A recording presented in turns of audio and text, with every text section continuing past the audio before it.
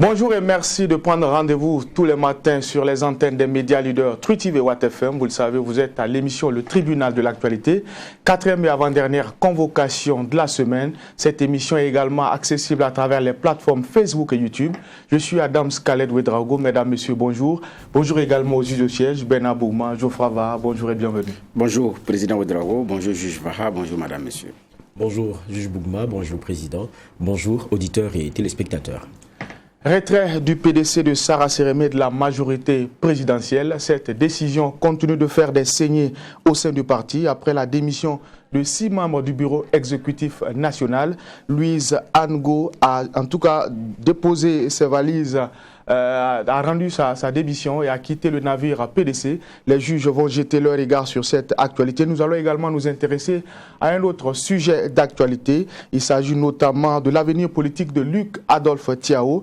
On annonce le retour du dernier Premier ministre de Blaise Compaoré sur la scène politique avec un nouveau parti, le RDP, Rassemblement Patriotique pour le Développement.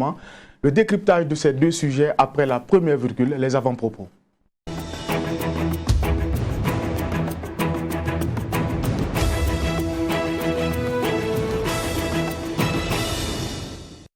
Et pour cette partie, nous allons donner la parole au juge Bougma. Qu'est-ce qui retient votre attention pour cette 4e et avant-dernière convocation de la semaine du tribunal de l'actualité?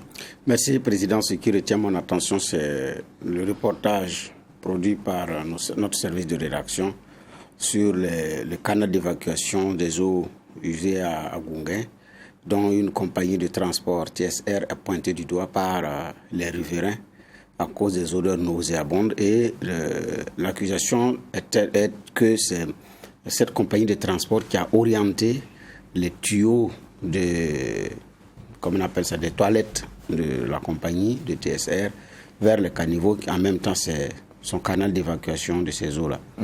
Et donc, dans le reportage, les riverains disent avoir saisi la mairie de l'arrondissement 2 dont relève la compagnie et cette zone, d'avoir saisi les services d'hygiène de la mairie qui y sont venus à plusieurs reprises, et les démarches il y a 5 ans que les démarches ont commencé, mais jusqu'à présent les lignes n'ont pas bougé.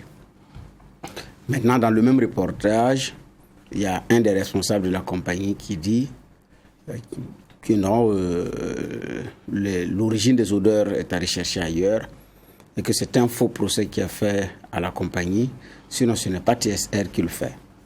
Alors, qui le fait? Donc, si on doit situer les responsabilités, il y a un service d'hygiène de la mairie qui s'occupe de ces questions. Donc, que le service d'hygiène de la mairie situe les responsabilités. Si ce n'est pas la compagnie TSR, c'est qu'il y a une source qui peut être ailleurs, mais d'où peut venir effectivement ces eaux usées qui rendent l'atmosphère invivable. Sur les abords de l'avenue de l'Entente, là je dis bien, les services d'hygiène doivent nous situer sur cette responsabilité. Si c'est également la compagnie qui le fait, alors là il faut également que la rigueur de la loi soit appliquée. C'est vrai qu'à Ouagadougou, les citoyens aussi, il faut dire la vérité, ne sont pas exempts de tout reproche. Même quand il n'y a pas une compagnie de transport qui canalise ces eaux, il y a à Ouaga comme des caniveaux où les abords sont invivables. Parce que les riverains, leur eau de vaisselle, de lessive et autres, c'est dans le caniveau. Tout ce qui est déchets, le caniveau devient d'ailleurs une poubelle. Donc il y a cette réalité-là qui est connue. Mais ici, ce qui est pointé du doigt, c'est tout autre chose. Parce qu'une compagnie de transport, c'est comme on appelle ça, c'est plusieurs personnes par jour.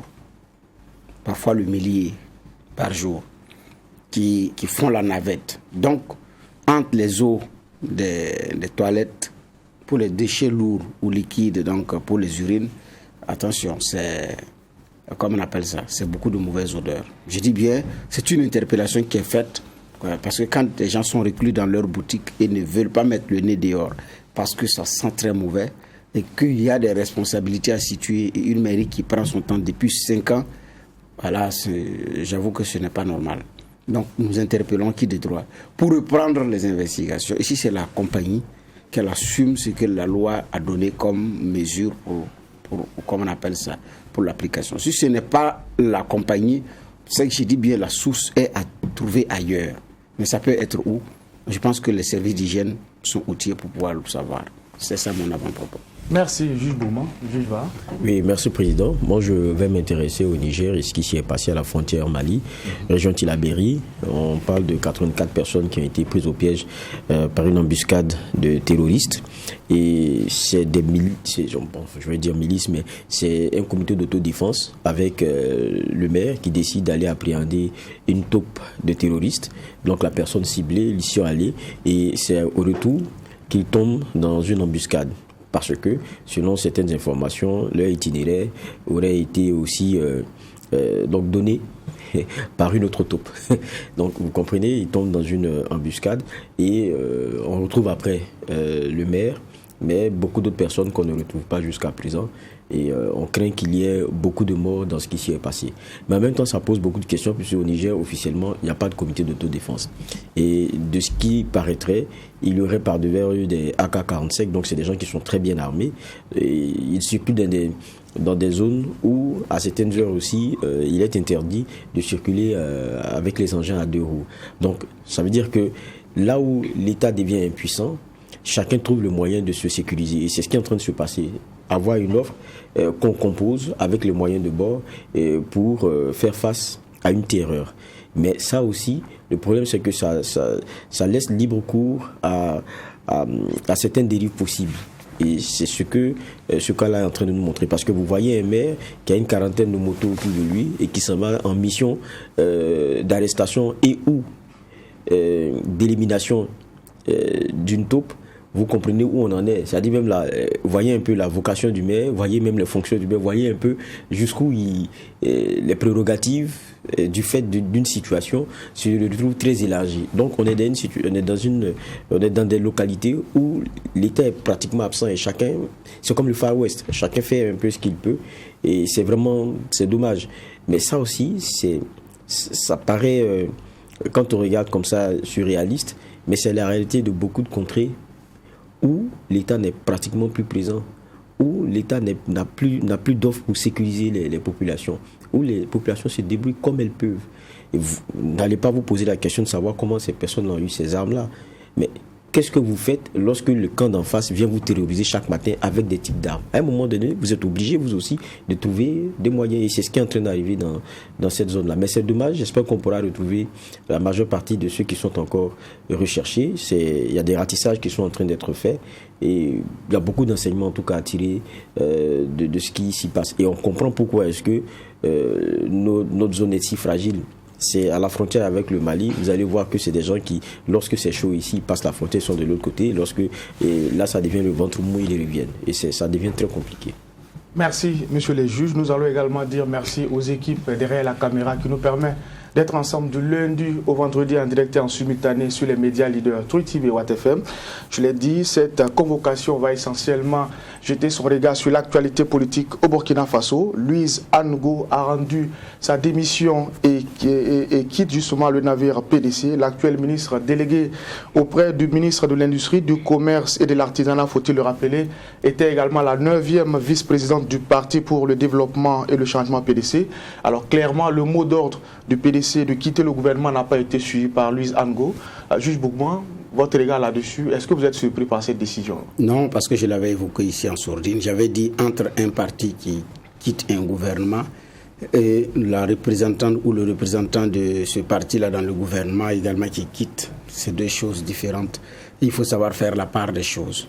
Part des choses, premier niveau, parce que elle est ministre du Burkina, donc ministre délégué donc, de la République. Maintenant, elle vient parce qu'il y a son parti qui a la majorité. Autrement dit, elle ne serait pas, elle pouvait y être, mais elle y est allée parce que le PDC est de la majorité, a fait le choix de la majorité présidentielle depuis 2017. Donc, elle y est allée pour ça. Maintenant, le parti a bougé. Est-ce qu'elle va partir ou elle va rester? Cette question, je l'avais évoquée pour dire qu'elle avait la possibilité de partir avec le PDC, tout comme elle peut dire qu'elle ne bouge pas. Et peut-être en attendant son emplacement ou bien voilà. Mais j'avais dit, comme nous sommes en politique, il n'y a rien de certain. Et donc il y a la possibilité qu'elle reste, et c'est ce qui s'est passé. Donc personnellement, je ne suis pas surpris qu'elle parte ou qu'elle restait. C'était du pareil au même parce que toutes les deux situations étaient possibles. Et elle a choisi l'une des options et qui rentre également dans le schéma classique normal. Voilà, entre des ministres qui acceptent parti et qui restent parce que le parti a bougé ou pas, c'est un choix à un moment donné qui devient individuel. Alors, elle a été proposée par le parti pour occuper ce portefeuille ministériel-là. Pour beaucoup, ça manque d'élégance politique. Oui, d'élégance politique, on pourrait dire ainsi, parce que c'est parce qu'elle est militante et cadre du parti qu'elle a été choisie. Donc, elle dit qu'elle ne bouge pas, elle quitte le parti, et donc maintenant, on a une ministre déléguée non alignée, qui n'a pas de parti politique. En tout cas, officiellement, je ne sais pas si elle a rejoint un des partis de la majorité, mais pas de l'opposition parce que ce n'est pas possible. De la majorité, ça, pour le moment, je ne sais pas. Donc actuellement, c'est une ministre qui n'a pas officiellement de parti politique qui est là. Donc c'est la conséquence. Voilà. Maintenant, politiquement, est-ce que c'est élégant? Là, oui, on pourrait effectivement se poser des questions. Non, c'est pas élégant. Il faut avoir aussi le courage de le dire. Maintenant, pourquoi est-ce qu'elle a fait ça? Je pense que c'est elle qui devrait avoir l'explication, ou ses camarades qui devraient avoir l'explication. Parce qu'elle n'est pas aussi la seule à partir, à quitter le PDC. Vous avez fait le cas des membres du bureau exécutif national.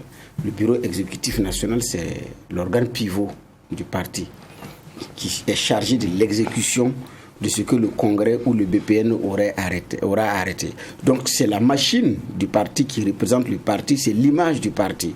Et donc quand des membres du bureau exécutif national quittent le navire, elle n'est pas seule. Donc ça veut dire qu'à l'intérieur, certainement, il y a d'autres réalités, il y a d'autres raisons. Donc il doit y avoir une contradiction principale et des contradictions secondaires, comme dans tout autre parti politique, au niveau du PDC. Sinon, je dis bien, ce n'est pas suffisant. Si elle était seule à bouger, là on aurait pu dire, ah oui, elle veut conserver son strapontin, ses avantages, elle ne veut pas lâcher, parce qu'elle tient un bol de soupe. Mais elle n'est pas seule. Et son époux aussi est parti, parce que son époux est aussi du parti. Donc, il y a eu la démission également de son époux. Donc, il doit avoir, je dis bien, toute autre chose. Maintenant, entre eux, c'est-à-dire qu'entre la majorité, entre le MPP, les autres partis de la majorité et le PDC, il y a des problèmes à régler. À l'intérieur maintenant du PDC, il doit avoir également des problèmes à régler. Sinon, je dis bien, elle n'est pas seule. Si elle était seule, oui, mais elle n'est pas seule. Et c'est pas sûr que ça va s'arrêter, que d'autres ne vont pas aussi bouger d'ici là. Donc, j'ai dit, il doit y avoir également à l'intérieur du PDC, comme on appelle ça, des choses à régler. Mais ministre de la République, sous bannière politique, c'est aussi le couronnement d'un parcours. Est-ce qu'il faut jeter ça sur là, quand on tient compte comme ça, quand on tient compte des avantages et tout, ah oui, comme l'avait dit un des ministres du Burkina, démissionner au Burkina, c'est un luxe, quoi. Voilà. Donc, même si de plus en plus, après l'insurrection, des choses ont commencé à changer dans ce sens-là. Mais ici, je dis bien, politiquement, oui. Maintenant, même au sein du PDC, comment est-ce que le PDC a quitté? La majorité aussi, il y en a qui disent que ce n'est pas élégant. Parce que à l'intérieur du parti, il y en a aussi qui il y a des cadres qui se plaignent, qui n'ont pas été informés, il n'y a pas eu de rencontre formelle pour disséquer la situation et arriver à la conclusion qu'on doit partir. Qu'il n'y en a pas eu, il n'y a pas eu une tenue d'instance, encore moins de congrès et tout, pour dire réellement, nous partons, voici les motivations, tant. Et donc, ça a été, des gens l'ont pris sur les réseaux sociaux. J'ai dit, mais ça, c'est une cuisine interne du PDC qui reste aussi à vérifier, parce que c'est la version de certains de ceux qui sont partis également, qui disent qu'ils n'ont été informés que quand ils ont vu le courrier. J'ai dit, mais ça vient de ceux qui sont partis aussi. Ça, c'est aussi à vérifier pour voir est-ce que réellement des préalables ont été respectés ou pas. Alors, entre lâcher le portefeuille ministériel et quitter le navire PDC, la ministre Anne Gou a fait son choix. Et pour beaucoup, ce choix-là prouve à souhait que les vraies raisons qui ont été avancées par le PDC pour quitter la majorité n'ont pas été révélés. Il y a toujours des dessous. Est-ce également votre lecture? Oui, c'est clair qu'on ne saura pas toutes les sens, parce que c'est des débats d'abord qui se mènent en interne, ce sont des débats de conviction, et puis après, il y a une ligne, une posture sur laquelle les uns et les autres conviennent, mais peut-être pas dans la majorité ou pas de façon transversale pour tout le monde. Et puis après, on a voilà les dissensions qui ressortent aussi après. Mais pour moi, quand je regarde le cas de Dame Ministre, bon, vous êtes proposé par un parti de la majorité qui décide de quitter cette majorité-là, vous décidez de quitter le parti. C'est inélégant. Oh, bon, moi, il n'y a pas 46 façons de dire la chose. Hein. C'est pas élégant politiquement. Maintenant, est-ce qu'en politique, on accuse de l'élégance? Et ça aussi, c'est la réalité. Maintenant, moi, j'aurais compris la Dame ministre, si elle s'assumait pleinement, ça veut dire vous quittez le parti parce que vous n'êtes pas d'accord avec un certain nombre d'éléments. Mais là, vous quittez aussi votre poste parce que vous savez que vous l'avez par le biais du positionnement qui était celui de ce parti-là. Lequel positionnement a changé? Là, vous êtes logique avec vous-même. Je ne parlerai même pas d'élégance. C'est plus que responsable. Mais quand vous quittez juste le parti et puis vous restez... Mais écoutez, les remaniements, ça vient tout le temps. Hein. Vous continuez d'être ministre dans un gouvernement sans attache maintenant. C'est de ça qu'il s'agit. On sait comment ça se passe, la question des nominations. On a vu comment les tracasseries se faisaient. Mais vous voyez quoi? On a fini des députations. Ça change le poids des partis politiques au sein de la majorité. Et qui parle de poids, voit derrière aussi le positionnement des uns et des autres. C'est comme ça que ça fonctionne. Et qui pour un ministère, qui pour telle institution, qui pour. C'est comme ça que ça fonctionne. Donc, et là, en tant que ministre, il n'y a pas 46 façons de l'expliquer. C'est la part revenue au PDC là. Et la désignation faite et le choix fait par le PDC qui lui vaut aujourd'hui d'être ministre. Maintenant, quand le parti dit je m'en vais, vous dites vous quittez le parti, ça c'est votre choix, mais vous quittez votre poste pour montrer que bon, vous êtes vraiment logique avec vous-même. Sinon, pour moi, il n'y a pas deux façons de regarder cela si ce n'est que quelqu'un qui s'est accroché à son poste. C'est comme ça que moi je vois la chose. Alors, il ne faut pas tourner autour du pot, c'est comme ça que je l'avoue. Juste pour quitter le gouvernement, il y a deux options, deux portes de sortie. On est soit débarqué ou on démissionne pour convenance personnelle ou toute autre raison. Alors, pour beaucoup également, c'est au chef du gouvernement de s'assumer, puisque après la décision prise par le parti de Sarah Sérémé, une correspondance a été adressée pour signifier justement le positionnement du parti et leur décision de quitter le gouvernement. Oui, ça, jusqu'à présent, je n'ai pas encore vu également une réponse du chef du gouvernement dans ce sens. Peut-être que le parti ne l'a pas rendu public encore, ou il n'a pas encore eu le temps de répondre dûment au parti en question. Sinon, effectivement, étant donné que c'est le parti qui a envoyé le nom, naturellement faisant suite à une sollicitation, et donc, si le parti a quitté et vous a écrit conséquemment, bon, administrativement, vous répondez, j'ai pris acte sur cela, bon, vous la libérez. Alors, donc, mais cet acte-là, je ne l'ai pas encore vu. Je me dis que ça va venir. Peut-être que ça prendra le temps que ça va prendre, mais ça va venir. Mais en même temps, la question qu'on se pose, c'est en répondant à ça, est-ce que le chef du gouvernement va accéder à la requête qui est aussi le retrait d'un ministre qui est rentré sous le label PDC, mais aujourd'hui qui est sans label. Donc, on ne sait pas comment est-ce que la suite va s'opérer. Mais comme vous l'avez dit, c'est de deux façons. Ou on démissionne, ou on est démissionné. Là, elle a fait le choix de ne pas démissionner, donc de rester. Et maintenant, son patron n'a pas encore répondu à la lettre du PDC.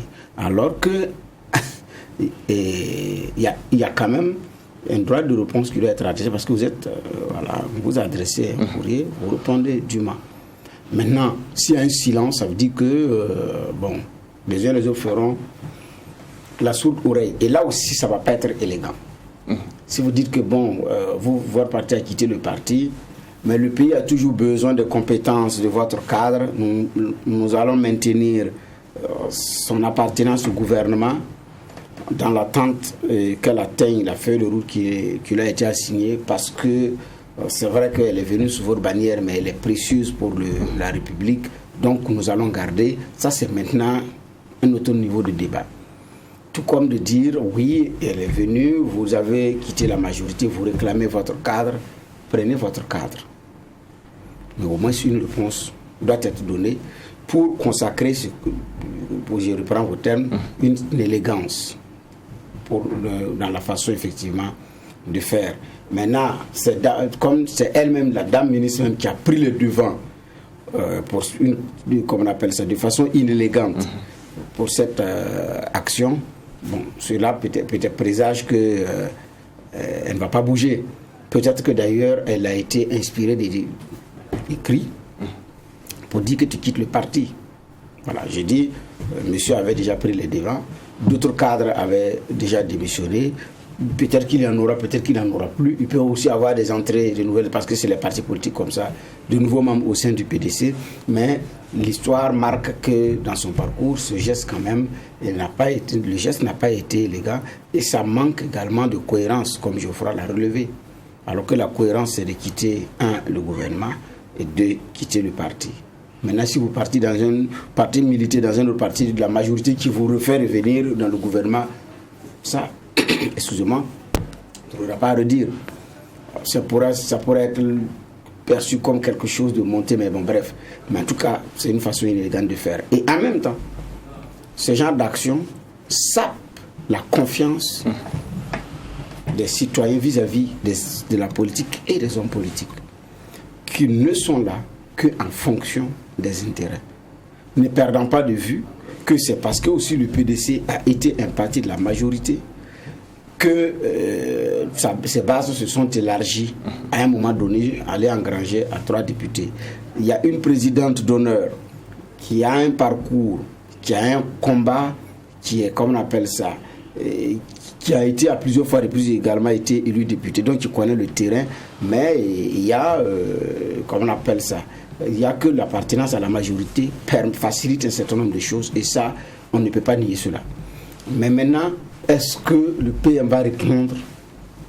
Je ne sais pas. Et qu'est-ce qu'il va dire dans son courrier? On attend de voir ce que M. Dabiré va écrire et qu'est-ce qu'il mettra comme contenu par rapport à la requête qu'il a été dûment et expressément adressée. Mais M. Dabiré ne doit pas oublier qu'en plus de cette bagarre politique, il y a des citoyens burkinabés qui regardent, parce qu'il est premier ministre de tout le Burkina Faso.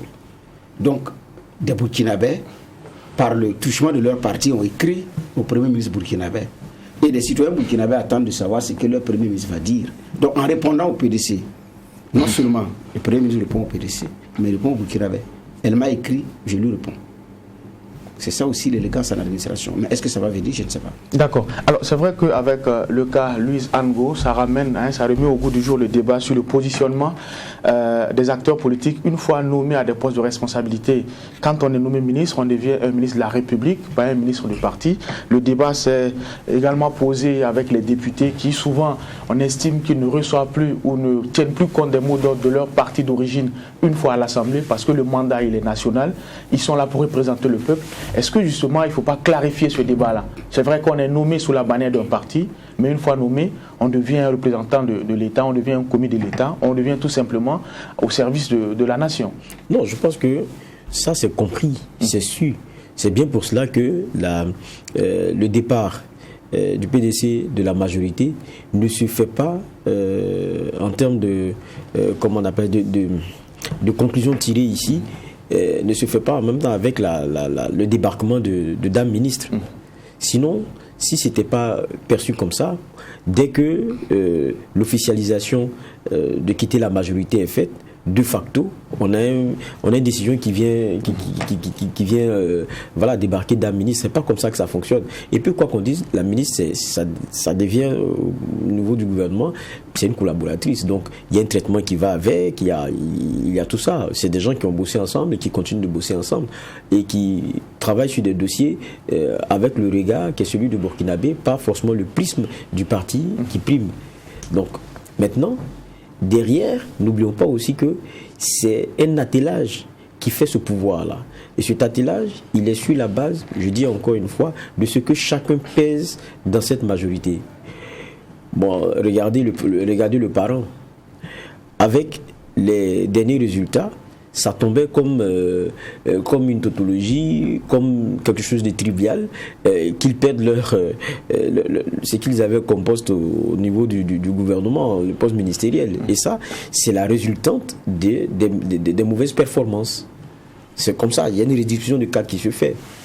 Maintenant, je veux dire que, en même temps qu'on tient compte de ce que, même quand vous venez sous la bannière d'un parti politique, vous travaillez pour tous les Burkinabés, mais il y a une réduction de cadre qui se fait au regard d'un certain nombre d'éléments. Et avec le PDC, quand vous quittez la majorité, c'est clair que ce qui est du fauteuil qu'on vous réservait, d'autant plus qu'il y a eu une ruée vers la majorité, ce qu'on n'avait jamais vu au Burkina, où il y a tellement de partis politiques qui toquaient à la porte pour rentrer dans cette majorité-là, qu'on se demandait mais comment on va partager ce que certains appellent gâteau, comment on va partager les choses, comment on positionne avec ce trou plein de grosses têtes qu'on a. Et quand une place se libère comme ça, comprenez qu'il y a beaucoup qui sont dans les starting blocks qui attendent. Maintenant, moi quand je regarde la situation de la dame, c'est bon, vous démissionnez de votre parti, vous restez ministre, il y a un remaniement qui s'y fait, on vous enlève, qu'est-ce qu'on retiendra de vous? Parce que, je le dis encore, si elle veut aller jusqu'au bout, et puis dénoter de l'élégance dont on devait se faire l'expression, démissionner de son parti est tellement une question de conviction on ne peut même pas discuter là-dessus. Maintenant, la logique voudrait aussi qu'elle ne demeure pas à ce poste-là qu'elle doit à son appartenance au parti. Et donc, ça tombait sur le sens qu'elle démissionne. Maintenant, bon, il faut dire que sa démission, c'est quand il y a juste... parce que l'officialisation, moi j'ai vu ça que c'est hier. Donc, peut-être que la dynamique aussi elle y est, ça on ne sait pas, mais ça l'aide beaucoup plus logique que ça fonctionne comme ça. Mais est-ce que ce cas-là ne peut pas créer un précédent? Non, mais ce n'est pas la première fois. Ce n'est pas la première fois qu'on a ces cas où le parti n'est pas d'accord, puis il y a des gens qui partent. Parfois c'est dans des coalitions ou bien à des coalitions à l'intérieur où des gens disent nous ne partons pas, d'autres disent qu'ils partent. Donc ce n'est pas, je dis en politique, c'est pas un fait nouveau. Maintenant, l'argument qui tend à dire que le ministre de la République, pour les députés, c'est clair. Le mandat, il est national. Ça, c'est clair. C'est pourquoi, parfois, quand on pousse loin la réflexion, je ne comprends pas aussi l'existence d'un groupe parlementaire au niveau de l'Assemblée. Parce que non seulement on vous dit, vous ne vous réclamez plus d'aucun autre parti, vous ne devrez pas en principe recevoir des instructions pour le vote. Mais on a vu, quand l'Assemblée nationale devait voter pour les questions de PPP, des partis avaient donné des consignes, des députés ont suivi, des députés n'ont pas suivi. Et on fait l'objet de sanctions pour cela. Donc, la question, effectivement, était posée et il y avait effectivement de l'incompréhension. Donc, pour les députés, c'est clair. Mais pour les ministres, c'est une fonction qui est également hautement politique. Et puis, si elle n'était pas PDC, elle pouvait se retrouver dans... Je ne peux pas dire que si elle n'était pas PDC, elle n'allait pas être ministre déléguée à l'artisanat. Je ne peux pas dire ça. Parce qu'elle peut être ministre d'une façon ou d'une autre. Mais cette fois-ci-là, après les élections de 2020, si elle n'était pas PDC, elle n'irait pas. Parce que c'est le liste du PDC qui l'a envoyé. Alors, est-ce que de là, vous pouvez dire que vous ne répondez d'aucune injonction? Quand on sait que le parti a une vision, des valeurs à défendre et un programme que le parti entend qu'on intègre dans l'exécution, même si ce n'est pas son programme qui a été adopté par les Burkinabés en choisissant le chef de l'État à travers la personne de Roch Kaboré. Donc en y allant, elle sait qu'elle est partie en connaissant de cause. C'est pourquoi dans la composition des cabinets, il faut regarder les compositions des cabinets. Vous tenez compte de cela? Ceux qui viennent sous bannière d'autres partis politiques, là, dans les nominations des postes stratégiques, là, est-ce qu'ils mettent les cadres des autres partis de la majorité? Non. Ils mettent leurs propres cadres. L'une des forces du NDD, c'est quoi? Mais c'est cette réalité. Parce que c'est un parti qui a un président qui est, comme on appelle ça, ministre. Parce que d'abord, ce n'était pas lui le ministre, c'était Soulama. Et quand lui il est arrivé, il a pris, mais en bon politique, regardez les nominations. directeur régional, directeur provincial, DG de ceci, DG de cela, puisque vous casez vos cadres. À un moment donné, le ministère même devient l'apanage de la même chose. Je suis dans un groupe WhatsApp d'un ministère de la République, mais ce que le DCPM nous envoie, ça n'a rien à voir avec les informations du département ministériel, ça il faut le dire. Mais monsieur nous envoie des informations du parti, alors que le groupe WhatsApp qu'il a créé, c'est ministère, comme on appelle ça, un ministère de temps en temps, c'est comme c'est un WhatsApp de la direction de la communication du ministère, pour donner des informations sur le ministère. Mais ce sont les activités du parti qui viennent là-bas. Le président a reçu en audience, le président surentend, le président du parti a rencontré les militants, a rencontré les cadres, je vous dis. Monsieur nous donne des informations sur son parti là-bas, parce que le DCPM est du parti. Est-ce qu'un jour il va se lever et dire non, il est au service de la République, alors que dans les faits ce ne l'est pas?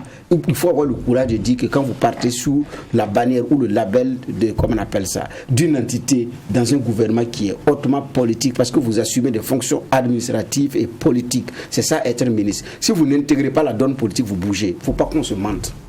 C'est pas possible. C'est même pas, faut pas rêver, c'est pas possible. Même ceux qui passent sous bannière société civile, à un moment donné, il y a de l'action politique dedans. Maintenant, il peut refuser. Il y en a qui refusent de militer dans un parti politique. Je suis d'accord. Qui refusent d'aller dans un mouvement politique. Il y en a. Même au niveau du gouvernement burkinabé, il y a quelques rares personnes qui ont réussi cette prouesse. Mais votre action, elle est politique parce que vous déroulez la politique du chef de l'État, la politique du président qui a été élu dans tel secteur. Et donc, vous faites une action politique. Ça, on ne peut pas enlever ça. Maintenant, est-ce que c'est de la politique politicienne? Je dis bien ça, c'est un autre niveau de débat. Parce que dissocier, c'est pas possible. Donc, madame est au service de la République, mais aussi au service d'un parti politique. Et politiquement, ces choses, on ne peut pas dissocier. Donc, les férus de la politique vont vous dire, c'est en théorie. En pratique, on ne peut pas dissocier. Maintenant, comme vous êtes dans la majorité, on vous dit, bon, tenez compte dans le choix pour ne pas léser les autres de la majorité, de nommer à certains postes aussi des représentants de certains autres partis de la majorité. Et ça aussi, ça se fait. Si vous refusez, ça peut créer des crises. Et là aussi, bon, vous avez des chargés de mission qui relèvent de tel ou tel parti politique. Demandez à l'UPC. Diabré n'a pas de directeur provincial, Diabré n'a pas de directeur régional. Mais il y a des cadres de l'UPC qui sont aujourd'hui nommés dans des postes des ministères comme chargé de mission, conseiller technique, directeur de ceci ou cela, à des responsabilités dont on n'imagine même pas que la personne est UPC, sauf si vous la connaissez. Donc, parce que ça tient compte de tous ces éléments. Donc, c'est un savant dosage pour que chacun puisse trouver son compte. Mais dire que bon, on est devenu maintenant au service de la République, ça c'est en théorie. Ça marche théoriquement, mais pratiquement c'est très difficile que ça puisse marcher. Parce que vous êtes d'abord là pour dérouler le programme politique de quelqu'un. Merci. Oui, mais justement, c'est pour cela aussi qu'il y a certains revers quand vous regardez. Quand vous avez des ministres qui sont nommés, qui ne sont d'aucune bannière politique, vous verrez que ça devient très difficile pour eux. Parce que ce qui les tient, c'est leurs résultats. Et ça fait que très souvent, les technocrates ont mal et n'aiment pas venir quand on les consulte. Parce que quand vous venez, vous avez les militants même du parti là, qui sont vos premiers adversaires. C'est-à-dire les premiers qui vous boxent, c'est eux. En même temps que vous avez les résultats que vous devriez engranger, mais on vous sape de l'intérieur. Parce qu'on estime qu'on a mouillé le maillot. Maintenant que monsieur a été élu, il est en train de nommer des gens qui n'ont pas mouillé le maillot avec nous. On estime que vous n'êtes pas politiquement bien teinté. Voilà, vous n'êtes pas politiquement bien teinté. Et puis depuis là, pourquoi est-ce qu'il ne prend pas la carte? Ça, c'est le débat qu'on a. Et ça, ne vous amusez pas. Il y a des ministres qui en souffrent. C'est-à-dire que le monsieur est là, il essaie de travailler chaque matin, mais on essaie de le saper. Parce qu'on estime que là où il est assis là, c'est même pas normal. Lui, il est quitté où? On a fait campagne ici, on a passé dans les hameaux du pays là. Et puis maintenant, notre gars a été élu, notre candidat est passé. Et puis lui, là, il vient comme ça, il s'assoit dans le beurre, c'est lui qui est ministre. Et ça, c'est comme ça. Et votre boulot, tout ce que vous faites, vous avez d'abord, même en interne, des problèmes énormes. Vous êtes critiqué à chaque fois, tout plan que vous mettez, c'est mal vu, c'est ceci, c'est cela. Et ça, c'est la réalité dans laquelle nous sommes. Ça fait que, quelquefois, pour certains postes, c'est difficile, parce qu'il y a des technocrates, il y a des gens qui connaissent bien, qui sont des papes du domaine, mais on préfère faire un choix politique Et puis après, quand on vient, on regarde les résultats, ce n'est pas si bon que ça. Et puis, on essaie de rattraper tout dans le parti. C'est-à-dire, lorsqu'il y a des problèmes, on se rend compte que ce n'est pas, en termes de résultats, c'est pas ce qu'on veut. Le monsieur qui est positionné, franchement, il ne fait pas le boulot et tout. Mais c'est rattrapé. Lors des discussions au sein du parti, il est maintenu. Mais ça aussi, c'est l'effet pervers des choses. Mais c'est clair que quand on vient, en tant que ministre, à un moment donné, vous voyez, il y a beaucoup qui sont venus sans carte, hein, mais très vite ont pris la carte, ils ont compris. Suivez vos regards. Merci, monsieur Léger. Nous allons passer à un autre sujet. Celui-là, il est toujours politique. Alors, il s'agit notamment de l'avenir politique de l'ancien Premier ministre Luc Adolphe Thiaw. C'est un secret de polichinelle. On annonce son retour sur la scène politique avec un nouveau parti, le Rassemblement patriotique pour le développement. Alors, c'est une nouvelle offre politique. Quelqu'un qui, en tout cas, a milité et s'est fait une place par le passé au niveau du CDP. Aujourd'hui, c'est annoncé, son parti est dans les tuyaux. Juge Bougman, est-ce que vous êtes surpris? Parce que pour beaucoup, on attendait ce monsieur peut-être rebondir dans un autre parti qui existe déjà sur la scène politique, notamment au MPP. Bon, en tout cas, il a fait un choix personnel. Il a choisi de créer son propre parti politique plutôt que de militer dans les partis existants. Je dis bien c'est son choix, mais la réalité c'est que M. Thiaw n'est pas seul. Quand vous n'êtes pas seul, faire cavalier seul c'est très difficile. Donc, si vous n'êtes pas arrivé à convaincre la base qu'il faut aller dans un parti existant, déjà, notamment le parti au pouvoir, il faut vous pourvoir autrement. Parce que vous ne voulez pas lâcher aussi le militantisme et l'activisme politique. C'est des gens qui ont fait les mouvements de gauche, chevilles au corps, très bien formés sur les questions politiques. Mais donc difficile de chômer en ne faisant pas quelque chose, je dis bien politiquement. Donc ici, j'ai dit il n'est pas seul, parce que j'ai dit bien c'est toute une base.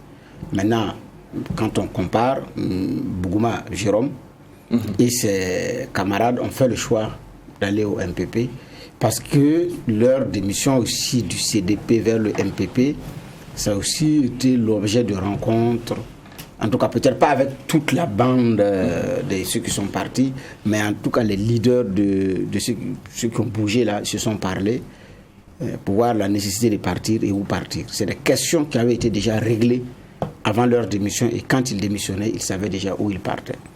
Alors pour M. Thiaw, s'il ne part pas au MPP, peut-être que ceux avec qui il est n'ont pas voulu, parce que ce n'est pas un choix personnel et définitif seul. Donc vous avez aussi des gens derrière vous. Donc aussi c'est un MPP Boulkemde qui a un trop plein de cadres, parce qu'il est du Sanguier, donc du centre-ouest.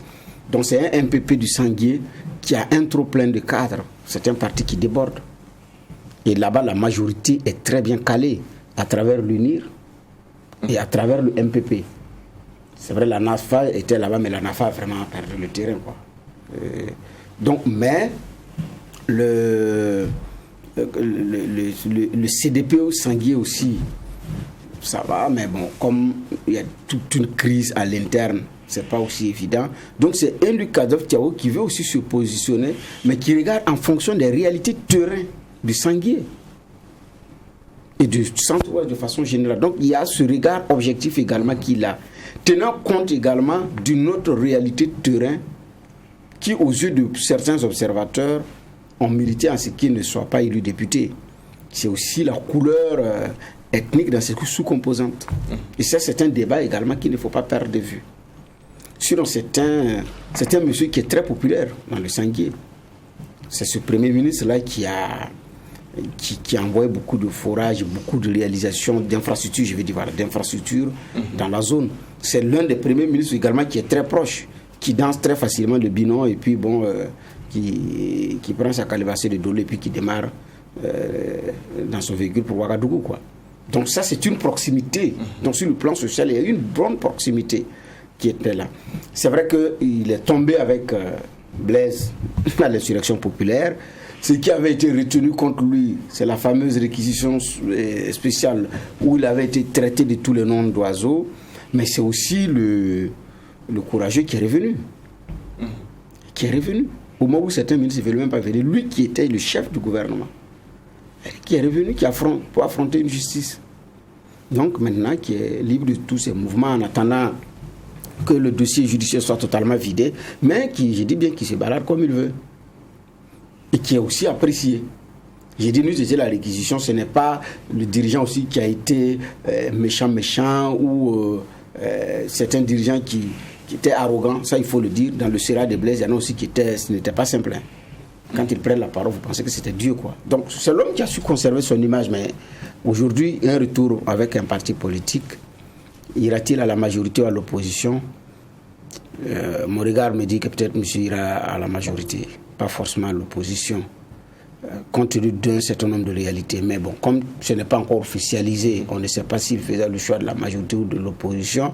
Maintenant, dire ou non à Idi et puis revenir à l'opposition encore pour mener un autre combat, je ne sais pas. Moi, je parle même en politique, comme les réalités de la seconde avant sont différentes de la seconde d'après, les choses peuvent changer. Mais j'ai fait des projections par rapport à ceux-là. Parce que ceux aussi qui sont aussi, tout comme ceux maintenant d'ailleurs qui dirigent, ce sont d'ailleurs ses anciens compagnons. On savait qu'ils ont dirigé depuis les postes de responsabilité par lesquels il est passé jusqu'au Conseil supérieur de la communication, ambassade de France, et puis revenu comme PM.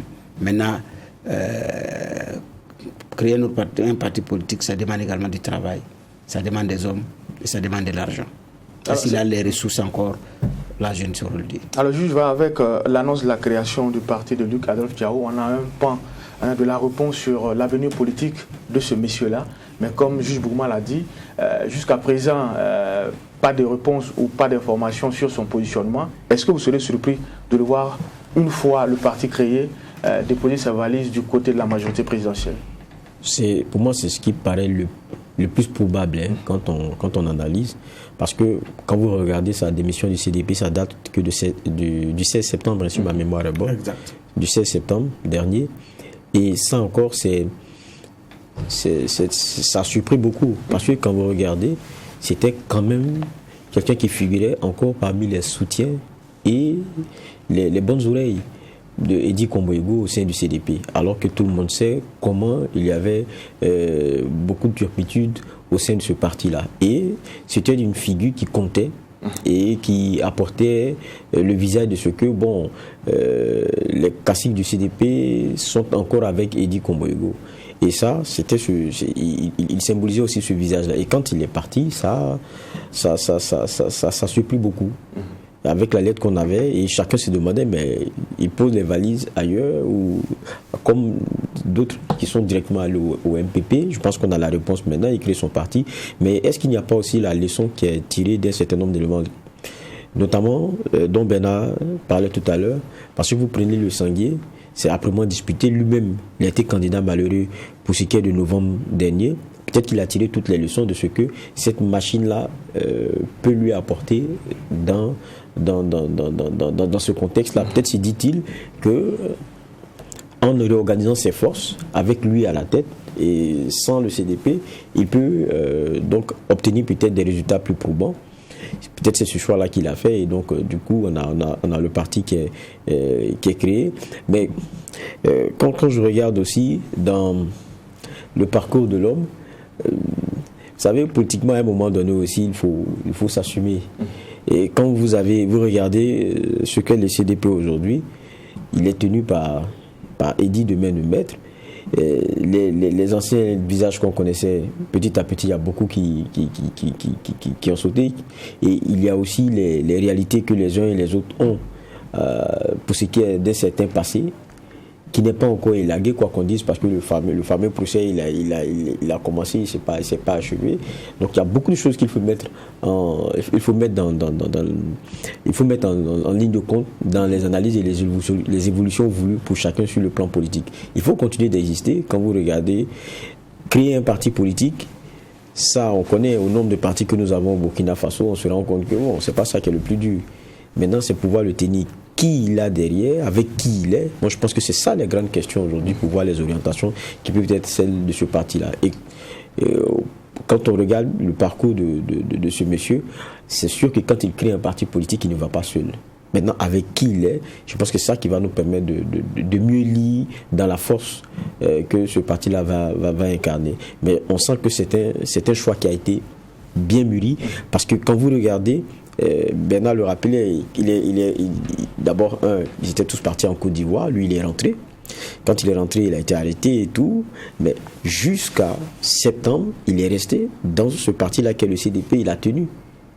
Ça veut dire qu'il y a un choix qui est fait, il y a un choix qui est bien mûri. Et vous regardez, on est que début novembre, où il y a l'annonce de la création du parti, entre le 16 septembre et maintenant, ça veut dire qu'il y a longtemps qu'il y a quelque chose qui mûrissait dans sa tête. C'est peut-être cette lecture-là qu'on peut faire, et c'est pour ça que ça ne tarde pas, la création du parti, juste après sa démission le 16 septembre dernier. Donc il y a quelque chose de vraiment calculé, et je dis encore une fois, reste à savoir avec qui il est pour voir ce que ça va peser. C'est vrai que sa démission a été vue par beaucoup d'analystes politiques comme un coup dur pour le CDP. Beaucoup estiment également que la création du parti va être un second coup dur parce qu'il peut profiter des nombreuses frustrations nées des multiples crises au sein du CDP. Votre lecture, juge Boumou? Oui, mais là, ça reste un travail acharné à faire, un effort à faire pour capter ces frustrations, capter ces personnes déçues qui veulent effectivement aller voir ailleurs. Je dis ça demande naturellement un travail. Donc ce n'est pas que la création du parti n'a pas été réfléchie. Ce n'est pas que ça n'a pas été mûri, comme Geoffroy l'a dit effectivement, parce que ça va vite. C'est sûr que toutes ces questions avaient été réglées avant le départ officiel. Et après les élections, et en début d'année, à la suite, après la démission de Jérôme et compagnie, j'avais donné un avant-propos ici où je disais que Luc Adolphe Thiaw a plié bagage sur le départ, et même au niveau de la présidence du CDP, ce n'était plus un secret. C'était quelques heures après la démission de Bourma. Nous avions eu cette information. Et après, il avait retardé. Il avait retardé le départ. Mais maintenant, aujourd'hui, il a officialisé. Mais reste je dis maintenant, est-ce qu'il a les hommes, la stratégie, et puis, bon, la ressource qui va avec. Donc, pour pouvoir, effectivement, prendre ces personnes qui sont parties ou qui veulent partir. Parce qu'effectivement, c'était un coup dur pour le CDP, surtout le CDP Sanguier. Bon, il y a l'ancienne vice-présidente de la CENI, Véronique Kando, qui avait parfois aussi des querelles de leadership, mais là, comme tout parti politique, mais ça crée encore un coup dur pour le CDP Sanguier.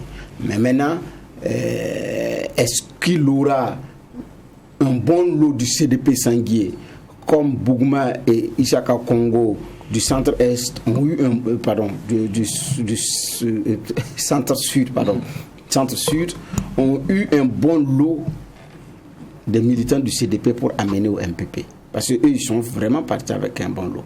Je crois que la première liste qui est sortie, ce sont 92 personnes. C'est plus que ceux qui avaient quitté le CDP pour aller créer le MPP. Et après, il y a eu d'autres départs. Donc, est-ce qu'il pourra effectivement en avoir pareil? S'il réussit pareil, ça veut dire déjà le CDP Sanguier, ça va être très difficile. Donc, à l'échelle également des autres localités. Parce que c'est ça aussi le défi. Réussir l'ancrage national, mailler le territoire pour qu'en cas d'élection, on puisse se positionner parce qu'il y a les municipales pour 2022. Et ça reste maintenant un travail fort à faire. D'accord. Alors, juge, peut-être dernière question, je l'ai dit. Aujourd'hui, il y a un nouveau parti qui est annoncé, celui de Luc Adolphe Thiaw. Alors, le positionnement de ce parti et les enjeux avec aujourd'hui le CDP qui, comme on le sait, est en pleine zone de turbulence. Non, je crois aussi que pour lui, le CDP, c'est derrière, c'est fini. Ça, depuis septembre, c'est fini. Et je pense aussi que c'est quelqu'un qui tire les leçons de l'insuccès au niveau d'un bastion sur lequel il compte. C'est-à-dire que son parti partira du Sanguier avant d'irradier les autres, parce qu'il y a la vocation forcément nationale et tout. Mais quand vous avez été candidat malheureux dans une zone, je pense que vous faites un diagnostic de ce qui n'a pas marché. Maintenant, est-ce qu'il faut aller avec la même machine, avec les mêmes avatars, d'autant plus qu'on sait que le CDP lui-même, en son sein, a trop de soucis actuellement. Quand vous allez finir tout ça, vous allez... Et puis n'oublions pas aussi que en face, c'est vrai que on parle de députation, on parle de tout cela, mais il y a une présidentielle aussi qui est en train de venir avec un président qui nous rappelle, comme ça s'est passé avec l'anniversaire de l'insurrection populaire, que la leçon c'est que personne ne pourra avoir en idée de faire plus de 2 mandats. Donc ça veut dire qu'il y a un boulevard qui est en train de s'ouvrir. c'est bien de continuer de militer. Je vrai qu'il était au conseil du parti CDP, mais à un moment donné, vous avez aussi envie, après avoir, et quand je regarde son parcours, qu'est-ce qui lui manque? Qu'est-ce qu'il ne peut pas, il ne peut pas prétendre à quoi encore? Il peut prétendre à tout. Et c'est pas en restant peut-être en état faire la guéguerre au sein du CDP, pour je sais pas moi, être candidat à la candidature, voir comment les choses se passent après, maintenant que vous soyez désigné autre. On ne sait pas quelles sont ses ambitions aujourd'hui. Mais il s'est donné les moyens d'un appareil qui peut-être pourra porter les ambitions, qui sont peut-être celles, je dis, d'abord de se renforcer dans un sanguier. Maintenant, ça peut être plus large. Ça peut être une présidentielle, ça peut être beaucoup d'autres choses. Et on observe parce que ça, c'est encore un, on va dire que c'est, on n'a que quelque chose de couché sur papier. Maintenant, qui est derrière, avec qui il est, c'est ça qui va vraiment permettre d'avoir un regard plus. Mais quand vous regardez son parcours, je dis encore, il n'y a pas de fonction auquel il ne peut pas prétendre, ou bien on va se dire que quand il s'irage, il ne pense pas à ça. C'est pas possible. Il a déjà été Premier ministre et on connaît son parcours et tout. L'avenir politique de Luc Adolphe Thiaw avec l'annonce de son parti, le Rassemblement patriotique pour le développement. On a également parlé de la décision de Louise Ango de quitter le navire PDC et de garder son portefeuille ministériel. Monsieur le juge, c'était les deux sujets retenus pour la présente convocation. Merci pour les différentes clés de lecture. C'est ici qu'on va mettre un point final à la présente convocation et on prend également rendez-vous demain pour la même mission. Poser un regard critique sur l'actualité, mais en attendant, restez fidèles au programme des médias leaders, Truth TV et Watt FM.